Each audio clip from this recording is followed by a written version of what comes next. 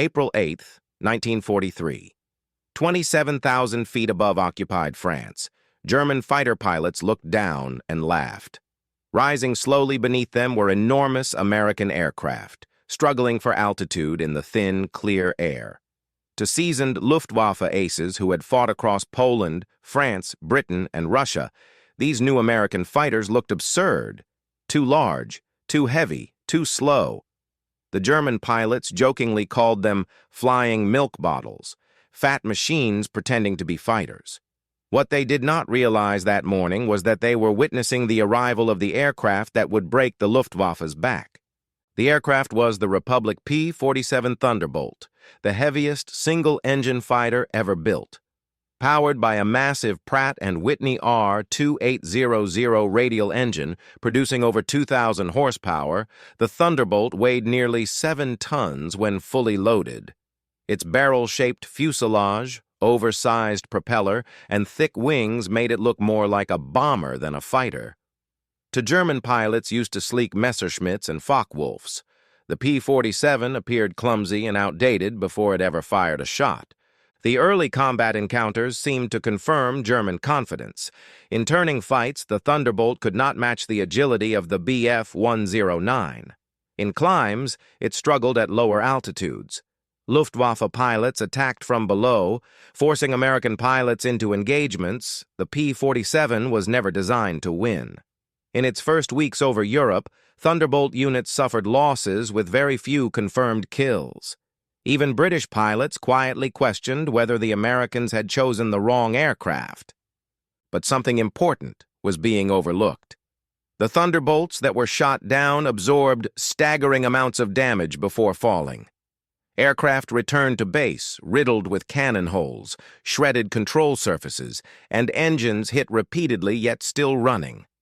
Unlike liquid-cooled fighters, the P-47's radial engine had no vulnerable coolant system. Hits that would instantly destroy other aircraft often failed to bring the Thunderbolt down.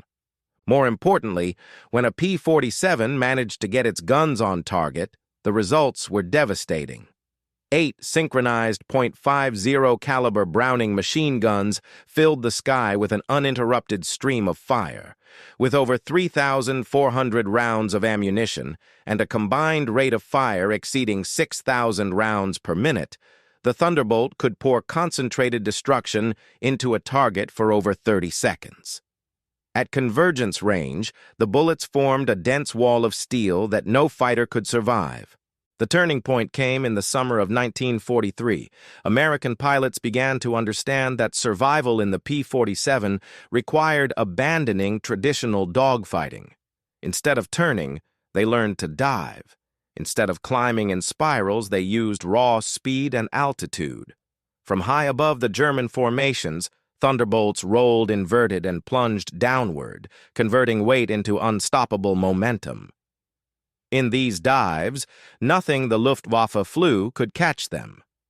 One encounter became legendary on both sides.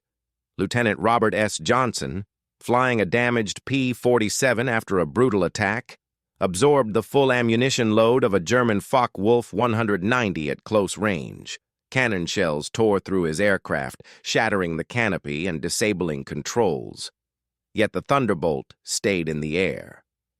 When the German pilot finally ran out of ammunition, he pulled alongside the shattered American fighter, stared in disbelief, saluted, and broke away. Johnson's aircraft landed with more than 200 holes. Any other fighter would have disintegrated long before. Stories like this spread quickly. German pilots began reporting Thunderbolts that simply refused to die. At the same time, American pilots refined their tactics.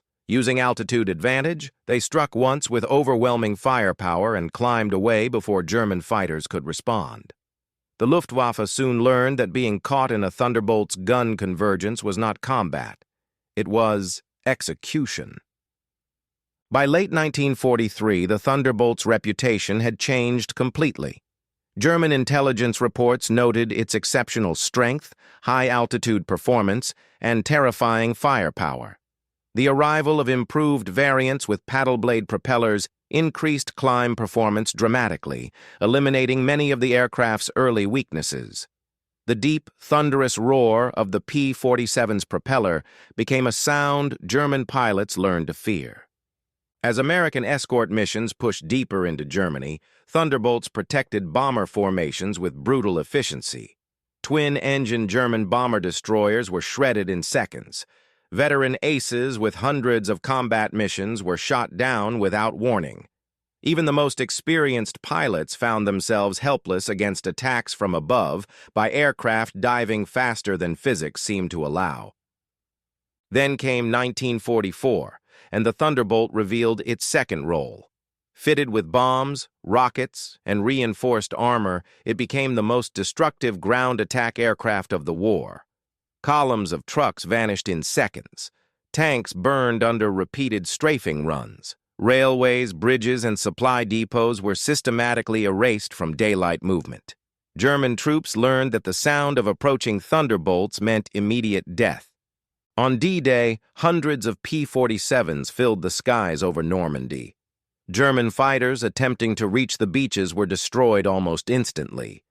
Survivors reported thunderbolts stacked at every altitude, diving, climbing, and attacking with perfect coordination. From that moment forward, German movement in daylight became nearly impossible. The psychological effect was overwhelming. Luftwaffe pilots who had once mocked the Thunderbolt developed intense fear when it was reported in the area. Ground troops scattered at the first sound of its engines. The Germans called it thunder from the sky, a mechanical, unstoppable force that could not be outrun or fought fairly. Behind the aircraft stood American industrial power. While Germany struggled to replace pilots and machines, the United States produced Thunderbolts by the hour. Over 15,000 were built during the war.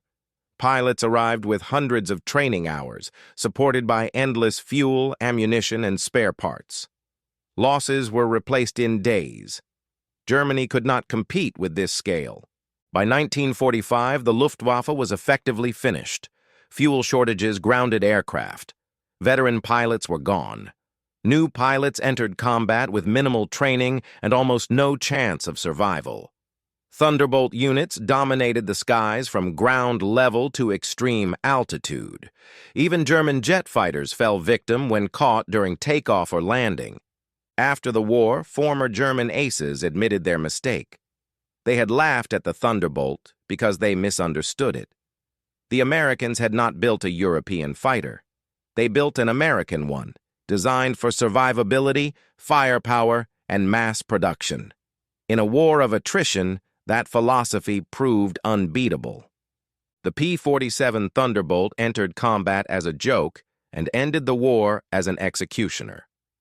8 synchronized machine guns rewrote the rules of air combat. The laughter of 1943 turned into silence by 1945. The thunder had spoken, and the sky no longer belonged to Germany.